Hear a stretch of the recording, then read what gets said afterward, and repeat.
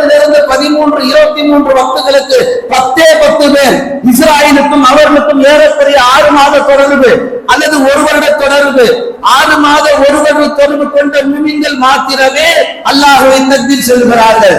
70 வருட தொடர்பு தொலைதூரத்தில் இருக்கக்கூடிய வாலிபர்கள் 15 வயதிலிருந்து துவங்கக்கூடிய கடமைகள் இருக்கக்கூடிய வாலிபர்கள் ஏறக்குறைய 70 வயசு வரைக்கும் அவர் வாழ வேண்டும் என்று சொன்னார். 70 ஆண்டு காலம் ஒவ்வொரு ஈதுல் அல்ஹாவிற்கு பிற 23 வக்துக்கு அவர் தக்பீர் சொல்லுகிறார் என்று பார்த்தால் கிடையவே கிடையாது. ஒரு வேடிக்கை என்ன தெரியுமா? பெருநாள் சுபுஹ் கூட தொழுவது கிடையாது, பெருநாளுடைய சுபுஹ்ல தக்பீர் சொல்வது கிடையாது.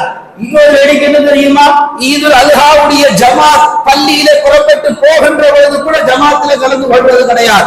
அங்கு ஜமாத்தோடு சொல்லப்படுகிற அந்த தக்பீரையும் சொல்வது கிடையாது.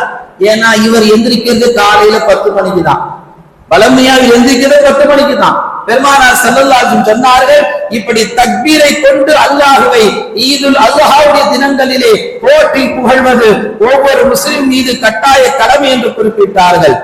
எத்தனை மஹல்லாக்களில் ஈதுடைய திடலுக்கு வரக்கூடிய வாலிபர்கள் இந்த தக்பீரை சத்தமிட்டு சொல்லுகிறார்கள்.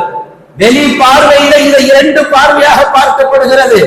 உலமாக்கள் பிரித்து தருவார்கள். முதல் பார்வை, ஈதுல் அல்ஹாவுடைய பெருநாள் தொழுகைக்கு ஒரு ஜமாத்தாக நாம் திடலுக்கு போகின்ற பொழுது 2 பார்வை. அதில் முதல் பார்வை, அந்த ஜமாத்திற்குள் இருக்கக்கூடிய அத்தனை முஸ்லிம்களும் ஒரு முஸ்லிமுக்கு ஏதாவது ஒரு சின்ன பிரச்சனை என்றாலும் உடலால், மனதால், பொருளாதாரத்தால் அல்லது கௌரவத்தால் எந்த பிரச்சனையாக இருந்தாலும் நீ கவலைப்படாதே, உன்னோடு நாங்கள் ஜமாத்தாக நிற்கிறோம் என்று எடுத்து பாய்ச்சாட்டுவதற்காக வேண்டிதான் அந்த ஜமாத்து பள்ளியில் இருந்து புறப்படுகிறது.